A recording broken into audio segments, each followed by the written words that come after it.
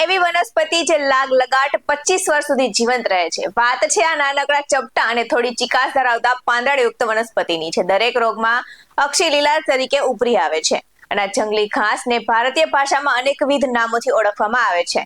નમસ્કાર દર્શક મિત્રો, BS9 ટીવી ન્યૂઝમાં આપની સાથે હું છું નેહા પટેલ. એક એવું જંગલી ઘાસ કે જેના પાંદડાના ગજબના સ્વાસ્થ્ય માટે ફાયદા સમાયેલા છે. તેમાં વિટામિન, ઇરોન, કેલ્શિયમ, પ્રોટીન અને મિનરલ્સ પુષ્કળ પ્રમાણમાં છે અને આપણા સંપૂર્ણ આરોગ્ય માટે ખૂબ જ ઉપયોગી છે. આ ઘાસ ઘણા લીલા શાકભાજી કરતા ઉત્તમ છે અને લીલા શાકભાજીમાં જો કોઈમાં ઓમેગા 3 ફેટી એસિડ મળે છે તો સૌથી વધુ આ જંગલી ઘાસમાં મળે છે. તેના પાંદડામાં લીલા શાકભાજીથી પણ વધુ વિટામિન છે. ત્યારે લૂણી જે કેન્સર જેવા ગંભીર રોગો સામે લડવામાં ખૂબ જ મદદ કરે છે અને ઓમેગા 3 હોવાથી તે હૃદયના અને કોઈ પણ રોગોથી બચાવે છે. ત્યારે લૂણીના સેવનથી કેન્સર, હૃદય, લોહીની ખામી, હાડકાની મજબૂતી એમ કહીએ કે સંપૂર્ણ આરોગ્ય માટે સારી છે.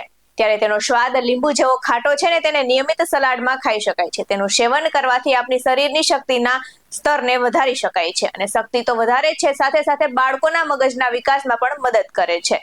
આયુર્વેદમાં તેનો ઉપયોગ માથાના રોગો, આંખના રોગો, કાનના રોગો, મોઢાના રોગો, ચામડીના રોગો, થૂંકમાં લોહી આવવું, યુરિનના રોગો, બીમારી અને ઝેર ઉતારવા માટે ઉપયોગમાં લેવામાં આવે છે. તેનો સલાડ અને શાકભાજી કે તે આખા છોડની રાબ બનાવીને પી શકાય છે.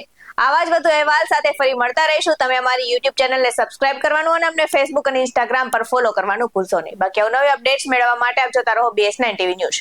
અહીં આપવામાં આવેલી જાણકારી વિવિધ આયુર્વેદના નિષ્ણાતોના જણાવ્યા પર આધારિત છે. BS9 ટીવી ન્યૂઝ આવી કોઈ પુષ્ટિ નથી કરતું. નમસ્કાર.